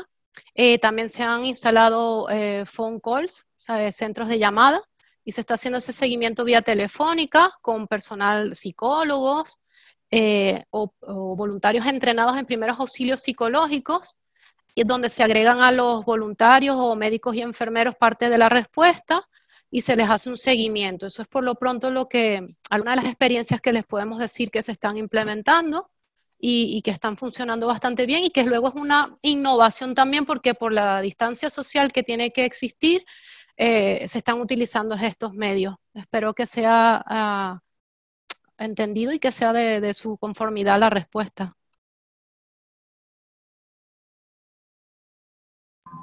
Muchas gracias, doctora Trejo. Dice otra consulta, al no tener mascarillas suficientes, ¿cómo puedo hacer para desinfectarlas? Otro dice, yo trabajo en un supermercado y ya van muchas personas y estamos todos juntos. ¿Cuáles pueden ser las medidas de prevención? Bueno, para el trabajo en un supermercado yo entiendo que hay dificultad de mantener la distancia social, la distancia de seguridad. Pero yo le doy el ejemplo aquí en Panamá. En Panamá no pueden entrar más de un cierto número de personas, yo creo que son 20 personas en todo un área de supermercado, y han puesto como una seña 1 metro de distancia del carrito entre los carritos, entonces la persona estamos a una distancia mayor de 1,5 metros del personal que nos atiende a la caja y la persona no se puede acercar a la caja todo junta. Y además cuando estamos ahí hablando con la persona de la caja, la persona tiene mascarilla, también nosotros tenemos que llevar la mascarilla, cualquier tipo de mascarilla, puede ser de tela, puede ser un pañuelo, puede ser una quirúrgica, y no permiten absolutamente acercarse. Entonces yo creo que esto es el fundamental, más que la mascarilla, los guantes, es exactamente que la persona guarda la distancia y también que después de tocar la tarjeta de crédito para pagar, muchas veces te dan la máquina para nosotros meter la tarjeta, para nosotros digitar los números y después le pasan automáticamente algo con alcohol gel para desinfectar. Y lo mismo están haciendo a nivel de todos los comercios que todavía están abiertos. Entonces yo creo que esto son buenas estrategias para evitarlo. Lamentablemente esta epidemia nos impone tener una responsabilidad social muy grande y hay que continuar a exigirla, porque como les decía, la segunda onda, cuando ya uno dice, qué bien, pasó la primera onda y cree que todo terminó, la segunda onda puede ser mucho más grave. Paso. Muchas gracias, doctora. Hay otra consulta que dice, ¿qué sugerencias o recomendaciones le darían al personal médico del sistema de salud público en caso de que no se les estén garantizando las medidas de bioseguridad para la atención de los pacientes con sospecha o confirmados de COVID-19 y son obligados a brindar dicha atención? Y luego hace una pregunta, ¿qué pasa con el caso de Nicaragua? Que dicen que seguimos en fase 1, ¿es posible esto considerando que no se han tomado las medidas recomendadas por la OMS o OPS? Bueno, muchas gracias. Son preguntas muy importantes, pero yo creo que no tenemos la posibilidad de contestar esto. No podemos hablar aquí a nombre de los gobiernos y tampoco podemos hablar a nombre de hospitales o entidades de salud que no conocemos. Nosotros damos las recomendaciones que están en la guía y que todos los países han aceptado por ser parte de estas organizaciones internacionales que vigilan para la salud de toda la persona. La guía de la OMS, las oficinas locales de la OMS son los asesores de todos los ministerios de salud y hasta donde nosotros tenemos conocimiento están haciendo un trabajo extremadamente intenso, activo, para que todas las guías sean seguidas y que sean aplicadas como debe ser. Gracias. Entendemos. Muchas gracias, doctora Tallarico. Otra pregunta es sobre las medidas y los criterios de inclusión durante la reanimación cardiorrespiratoria de pacientes con alta sospecha de COVID o confirmados. Perdone, repite la primera parte porque la voz se sumó a un ruido en el sistema. Dice medidas y o criterios de inclusión durante la reanimación cardiorrespiratoria de pacientes con alta sospecha de COVID o confirmados. ¿Podrían explicar el tema que entiende por criterio de inclusión? Esto, porque lo que son las medidas de seguridad y de uso del equipo de protección personal viene en el cuadro que el doctor José Antonio Ponce ha mostrado, dependiendo de las diferentes áreas de intervenciones, sea a nivel hospitalario, a nivel de las ambulancias y a nivel también de consulta ambulatorio. Entonces, tal vez que explique qué quiere decir con concepto de inclusión. Gracias. Gracias, doctora. Tuvimos una convocatoria muy amplia para este webinar, sin embargo, solamente nos permitió acceder a 100 personas a través de este webinar. Sin embargo, estamos compartiendo en todas las redes sociales y tenemos una consulta directamente en la red social de CEPRENA que mi colega Eduardo va a leer. Gracias, doctora. Sí, estamos en este momento compartiendo por Facebook Live. Tenemos...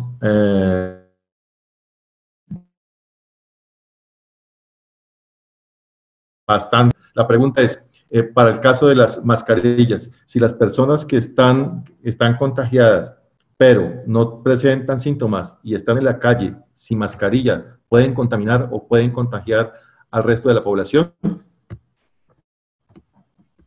Muchas gracias. Una pregunta muy importante, como estaba adelantando un debate también a nivel de toda la comunidad internacional. La persona que ha tenido la infección por COVID y obviamente sana y tiene un test negativo, no transmite el virus. Lo que está pasando es que con el análisis de casos de diferentes países, porque antes toda la información venía de esta epidemia que había habido en la región asiática. Ahora se están analizando también toda la variable, porque los casos han aumentado muchísimo, tenemos diferentes poblaciones que han sido afectadas, tenemos más abertura también a investigaciones. Entonces, lo que se está documentando por parte de otros países, que hay personas que después de 2 semanas, a pesar de no tener síntomas evidentes, tienen todavía la PCR positiva, o sea, mantienen el virus. Entonces, la cuestión que se está preguntando toda la comunidad científica es si mantener el virus positivo quiere decir que también mantiene la capacidad de infección a otras personas. Entonces, esto, como estaba adelantando durante mi presentación, y todavía el debate, sería de esperar un poco las conclusiones de esta comisión de expertos que está analizando los datos para poder dar una respuesta. Pero sí tenemos conocimiento de estas cuestiones y que han sido documentadas personas con el virus a través de la prueba de la PCR positiva después de 2 semanas. Hay algunos que la mantienen positiva después de 4 semanas. Pasaría eventualmente al doctor Pedro Porrino porque él estaba justamente en una reunión de cuidado que tal vez pueda haber arrojado nuevas informaciones el día de hoy. Doctor Pedro. Hola, buenos. No, yo creo que con respecto a lo que ya ha comentado María, no tengo mucho que añadir. Yo lo que pasa es que había entendido un poco la pregunta de una forma diferente, probablemente en torno a los casos, porque hay mucha preocupación y mucho debate acerca de lo que se conocen como casos asintomáticos, ¿no? O sea, si realmente estamos ante la presencia de una cantidad de personas que pudieran ser un número considerable que sin tener síntomas pudieran estar transmitiendo el virus. Y yo aquí quiero espero ser claro.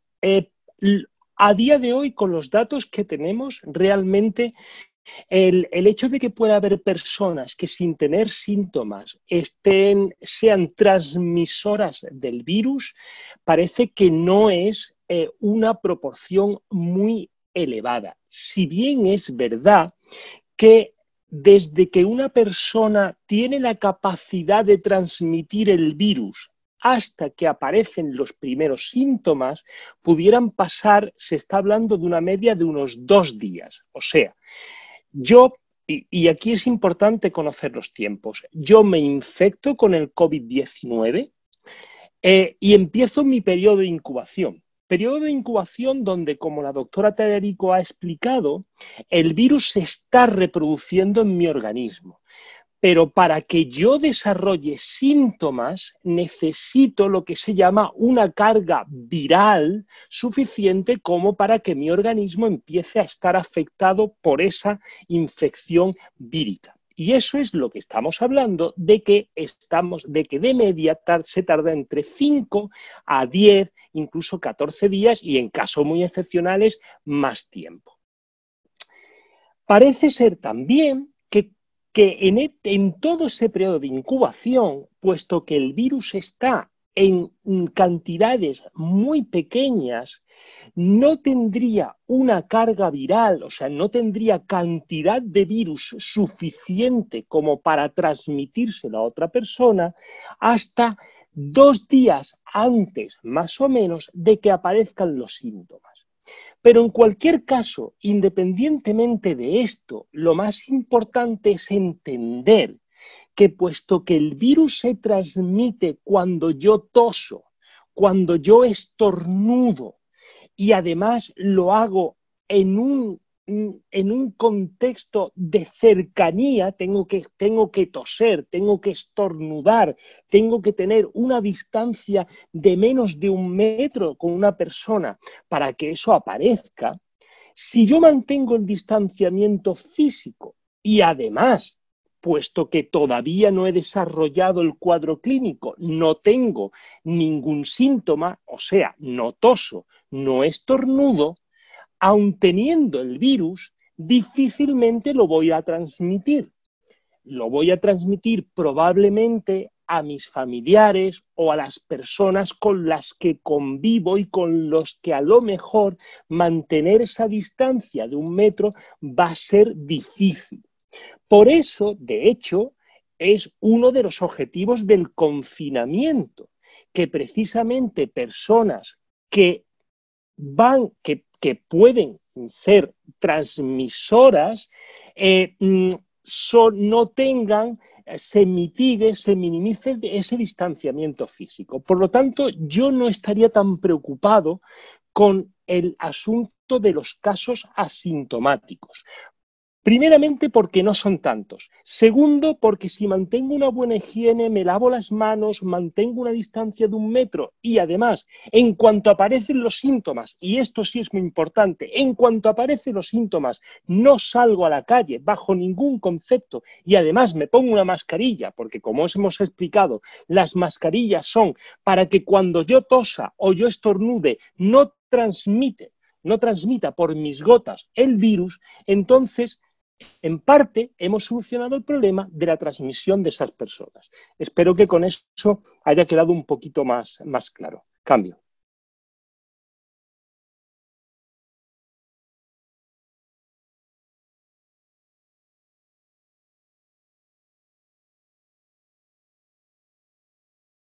Gracias, muy amable por la respuesta.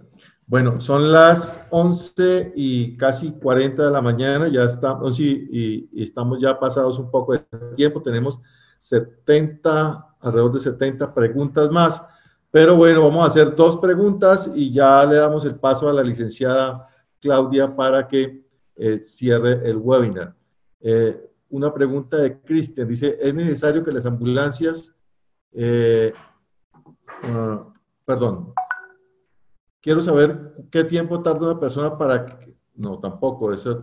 ¿Qué hacer? ¿Cómo disponer luego de embalar adecuadamente los EPI ya utilizados en bolsas rojas y cómo eliminarlos?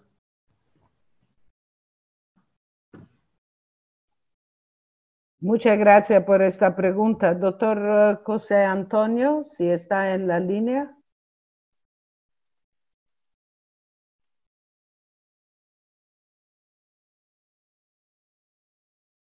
Sí, muy buena. Entiendo que la pregunta se refiere al tipo de equipos de protección personal que debe utilizar un interviniente que va a trabajar con residuos de pacientes. Que la pregunta es un poco ambigua, ¿no? En principio, en los protocolos que yo he compartido con ustedes, se van a encontrar con los equipos de protección que debe utilizarse en los distintos contextos las personas que participan en las tareas de limpieza y de gestión de residuos. Si se trata de residuos que se han colectado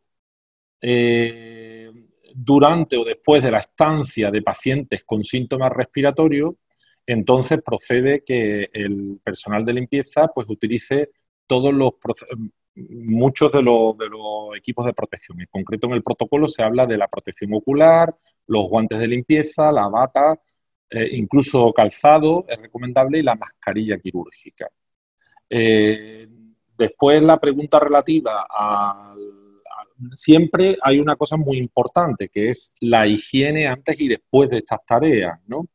La pregunta relativa a la eliminación de los EPI, los EPIs que ya son utilizados, los EPIs que son utilizados, dependiendo de si son empleados en contextos donde hay pacientes con COVID o con sospecha de COVID, o si se trata de un EPI que se ha utilizado en otros contextos, el tratamiento del EPI puede ser diferente, del residuo puede ser diferente.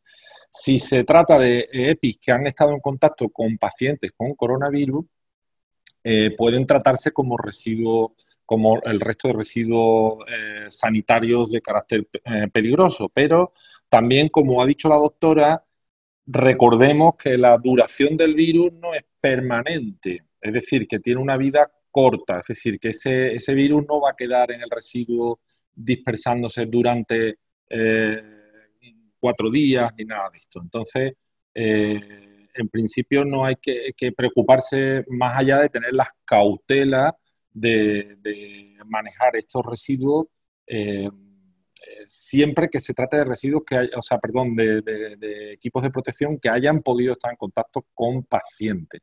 Si no, pues se tratan como residuos generales asimilables a los residuos urbanos, que es como debemos utilizar en la mayoría de los casos, yo diría que como norma, en la mayoría de los casos, los residuos procedentes de los equipos de protección. Gracias, muy amable. Esta última pregunta recogimos de varias inquietudes, aproximadamente unas 6, 7 inquietudes recogimos esta pregunta. Y es con respecto si el virus a una persona que ya le dio se puede repetir y que si otras personas están pidiendo ampliar sobre lo de la segunda ola. Esto es, con esta pregunta ya cerraríamos el webinar. Entonces, adelante, por favor. Sí, como ya había adelantado, este es un virus RNA. La historia de lo otro coronavirus, entonces por eso yo decía de tener mucho cuidado con lo que hemos aprendido hasta el momento y que todavía estamos aprendiendo. La historia con lo otro coronavirus ha demostrado que no hay cambio de virus. A pesar que el virus puede cambiar la capa externa, por esto mostré la fotografía del virus, como está constituido de una manera esquemática, el virus per se no cambia su código genético. Entonces, la reacción inmunitaria a una segunda exposición a este mismo virus genera una respuesta inmunitaria que ha protegido las personas de una segunda infección. Pero no sabemos lo que va a pasar con este coronavirus. Les recuerdo, es un coronavirus nuevo. La primera cosa que se hizo en Wuhan cuando apareció fue secuenciarlo genéticamente. Este es un punto esencial que yo creo que tal vez años atrás no se podía hacer por lo poco avance en la biología molecular. Esta vez se hizo y lo que se está continuando haciendo es de seguir paso a paso este virus dependiendo de la difusión en los otros países, ¿ok? Entonces, cuando, por ejemplo, le hago un ejemplo, desde Wuhan se ha movido, un ejemplo, mi tierra, Italia, la primera cosa que hizo el Instituto de la Sapiencia de Roma fue secuenciar, aislar y secuenciar el virus. Y esto tiene dos funciones. Uno, crear una vacuna. Segundo, seguir el mapeo de este virus para identificar mutaciones o cambiamientos que podrían ser peligrosos. Hasta la fecha no hemos visto, y aquí pido también a los colegas que se actualizan conmigo todos los días, de confirmar que este virus haya tenido cambio en el material genético, pero esto no quiere decir que no pueda pasar. Entonces yo recomendaría siempre prudencia, tener muchísima atención a la medida, la precaución de evitar la infección, hasta que no conozcamos mucho más sobre esta epidemia. Sabemos que por la diferente difusión en los varios países vamos a estar muchos meses todavía con el COVID en el mundo. El mundo está muy conectado. Esto es muy bueno porque el conocimiento llega en términos de segundo de un lado a otro del universo. Pero también es un peligro por la difusión de la infección y de la epidemia. Y lo hemos visto, en menos que un mes, esta epidemia se ha transformado en una pandemia, o sea, ha tenido una difusión global en todas las regiones del mundo, con un andamento sostenido, con un número de casos alto, y todavía no hemos salido de esto, ¿no? Le pido a mis colegas, por favor, si tienen alguna información que podría arrojar más novedad a lo que estoy afirmando, que abran el micrófono y puedan comentar. Lo pido a Gracie, a Pedro, también a José Antonio, que me han acompañado en este webinar. Muchas gracias.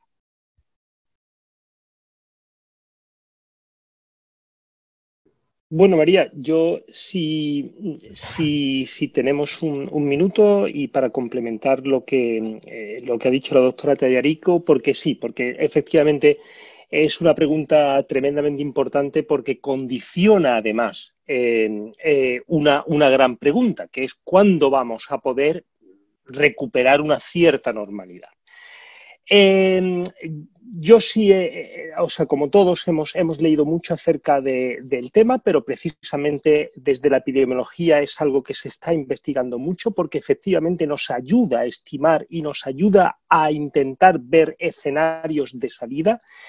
Y lo que puedo compartir con ustedes es que parece ser que la respuesta, ustedes saben que primeramente, ¿qué es curarse del COVID-19? Curarse del COVID-19 es pasar la enfermedad y tener 2 pruebas negativas a COVID-19 con un espacio de 24 horas. Eso es lo que ahora mismo es la definición de curación o cuando se puede decir que una persona está curada de COVID-19. Es una persona que sufrió la enfermedad, fue testada y dio positivo para COVID-19, pasa su enfermedad y cuando desaparecen los síntomas, con un espacio, con una diferencia de 24 horas, por 2 veces da un test de COVID-19 negativo.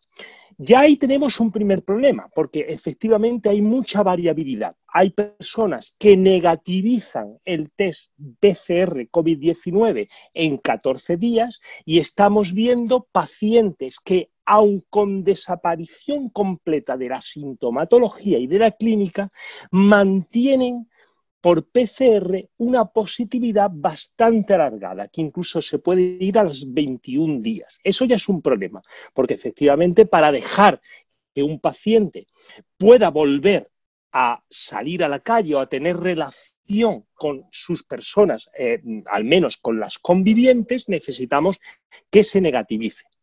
Pero además, ¿ha creado ese paciente una inmunidad? Pues bueno, todavía estamos muy pronto, porque realmente no estamos haciendo test inmunológicos porque tampoco tenemos test inmunológicos todavía muy fiables.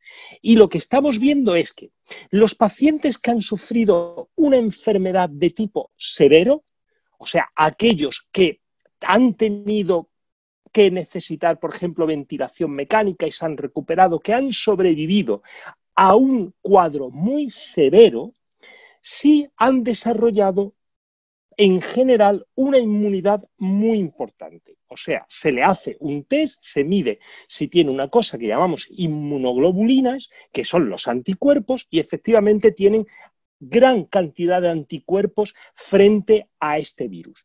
Supuestamente, cuando uno desarrolla anticuerpos frente al virus, ya no puede volver a infectarse o si se infectara, se infectaría con formas muy banales, muy benignas. Es lo que llamamos infecciones decapitadas.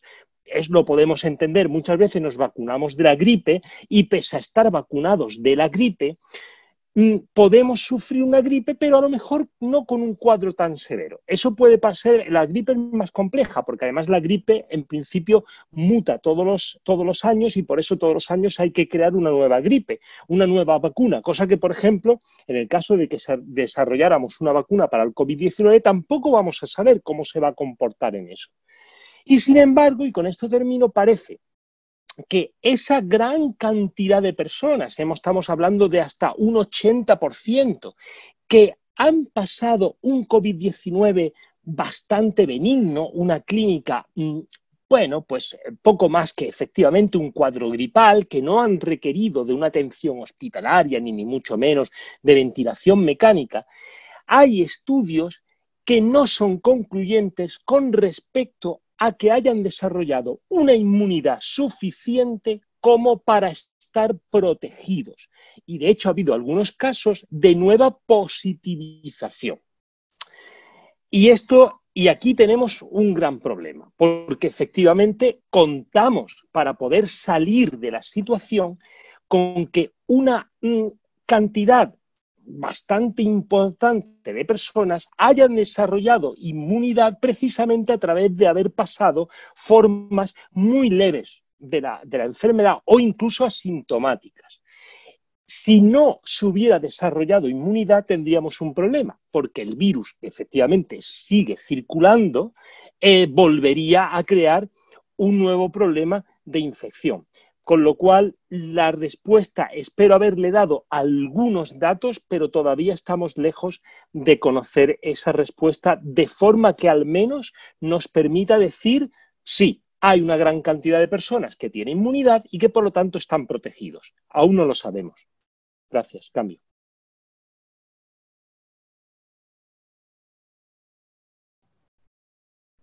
Muchísimas gracias, doctor. Tenemos una serie de consultas, lastimosamente por la disponibilidad de tiempo no va a ser posible abordarlas cada uno.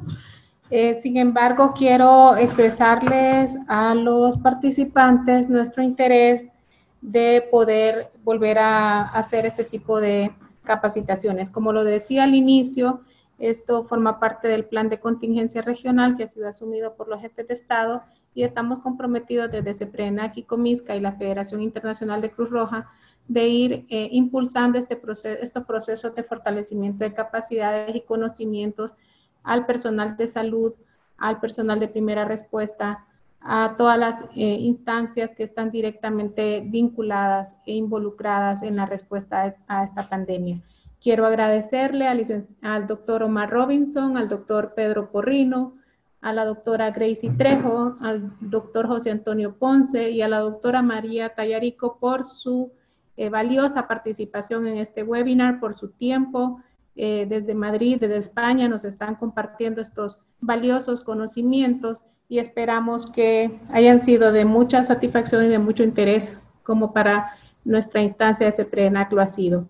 Desde el CEPRENAC también queremos reconocer el heroico y valioso trabajo que han venido desarrollando las entidades de salud, las entidades de primera respuesta, los sistemas nacionales de Cruz Roja, específicamente en nuestra región centroamericana, en todas estas acciones de contención, atención y respuesta del COVID. Estamos seguros de que surgen y quedan muchas dudas y muchas preguntas en el tintero. Sin embargo, vamos a estar repitiendo este tipo de capacitaciones tan importantes con una periodicidad semanalmente. Vamos a estar estableciendo siempre este vínculo con la Federación Internacional de Cruz Roja, al cual reconocemos toda la expertise y los conocimientos específicamente en la atención de esta pandemia. Nuevamente, nuestro interés desde CEPRENAC para seguir apoyando y desde el sistema de la integración centroamericana seguir apoyando estos procesos tan importantes. Nos despedimos. En nuestras redes sociales está transmitiéndose, quedaron grabadas las presentaciones, al igual que las intervenciones de cada uno de ustedes. Doctor Robinson, nuestras disculpas por los inconvenientes tecnológicos que se presentaron al final. Sin embargo, esperamos que para la próxima reunión ya podamos tener directamente su participación. Nuevamente un placer y un gusto haber estado con ustedes en este webinar. Un saludo. Hasta luego.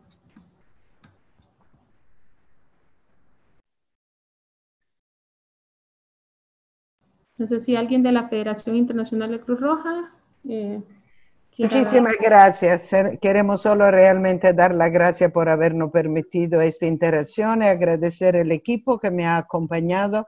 Agradecer también a nuestro colega Edgardo Barahona del Centro de Referencia ahí en El Salvador, que ha sido el mediador de estas sesiones. Muchas gracias y siempre a la orden. Adelante, cuídense, quédense en casa. Gracias. Muchas gracias. Estamos seguros que juntos saldremos adelante. Hasta pronto. Gracias a todos. Hasta luego. Gracias, hasta luego.